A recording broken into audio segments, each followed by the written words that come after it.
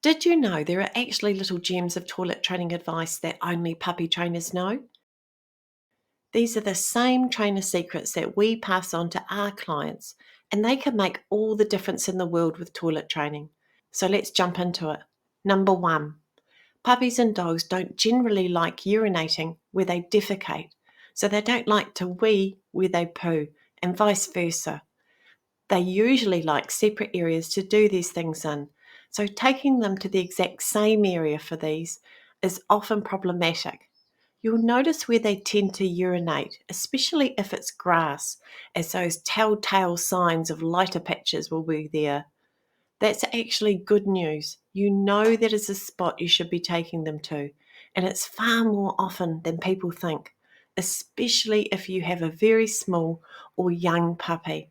It can be every 30 minutes, but generally speaking, a young puppy should be taken out around 30 minutes to every hour and take them out on a leash or lead, which is a really important part of toileting.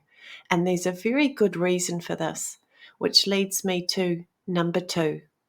A very common issue. You open the door, you let your puppy toilet, they're outside for 10 minutes, they come back inside, and then they have an accident. Unfortunately, if a puppy is just free to roam an area, they'll often forget they need to go. When you open that door and let them roam, they will find something that interests them outside because everything is so new to them. It could be a leaf or some grass moving in the wind. Whatever is out there, it will distract them. So we need to teach them gently that toileting isn't fun time. It's a little bit boring, and the fun will continue when they're finished and the lead is then taken off because the lead allows you to keep them in that toileting area. So if they need to go outside, pop them on a lead or a leash, take them quietly to the area they need to toilet in, and that brings me to number three. When they start to urinate or open their bowels, use a toilet word. Just quietly say, go toilet when they're urinating, peeing or weeing, and you can gently repeat it over and over again while they urinate. And you can have a separate word for defecation or pooing.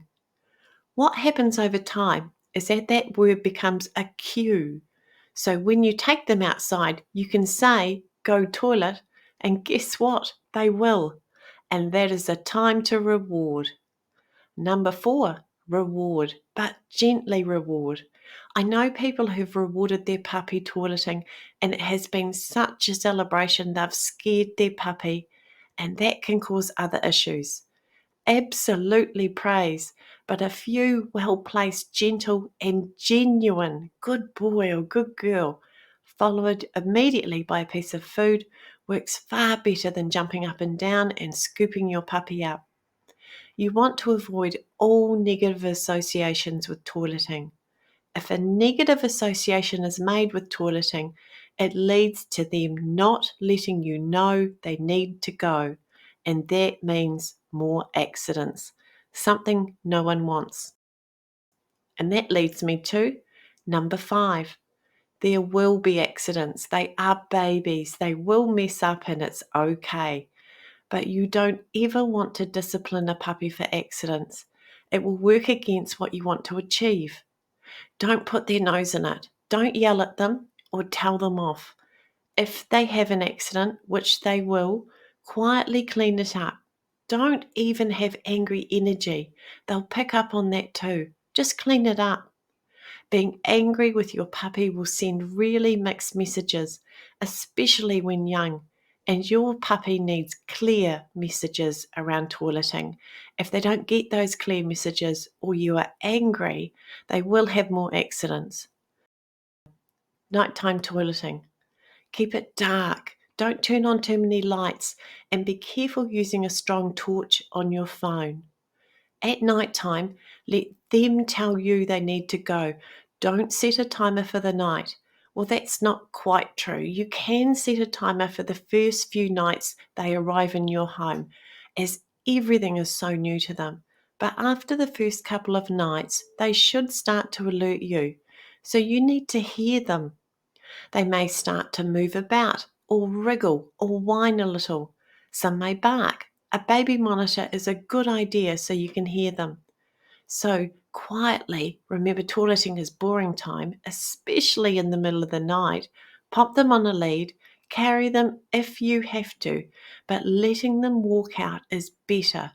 Remember, the lead prevents them finding something interesting out there, and you need to be really quiet too. If they start to sense toileting in the night means fun time, or worse, that waking you up in the night means fun time with you, they can get into a habit of waking and calling for you even when they don't need to go. So toileting is boring. Take them to the urination spot. When they go, quietly say the toilet word, praise, a small food reward, and quietly back to bed. A few other tips. How do you tell they actually need to go? Well, they may just stop moving. Some almost freeze. They may circle the ground, but it may only be in a half or a quarter circle. They may sniff the ground before they need to go, and that can be with or without those circles. They may vocalize, whimper, or even bark. Some may zoom a little, especially before pooing. They may move towards the area or door that you will use the most, so act fast. Attach a lead which you can have in your pocket, and out you go. Don't forget the rewards, just a small piece of tasty food.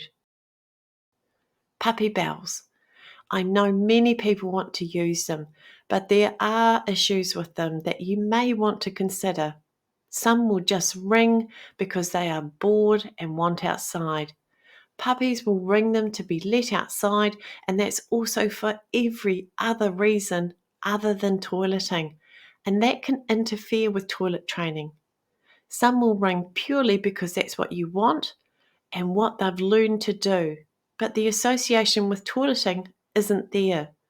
You may miss all the other really important signs your dog gives because you're relying on the bells and not tuning into their own unique signals they're giving. I've had to undo a lot of issues they cause. If you wish to use them, no problem, but just know they do come with their own unique issues. UTIs, or urinary tract infections, can be quite common in puppies, especially in female puppies. So if you notice more accidents or the rate they need to urinate is higher than usual, you need to speak to a vet. Sometimes they'll squat multiple times, and often there's no difference we can see in the colour or smell of the urine. So if you suspect this is an issue, ring your vet. Puppy pads. As soon as possible, stop using them.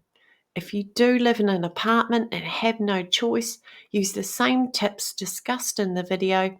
And yes, that does mean putting on a lead to walk 3 metres to the puppy pads.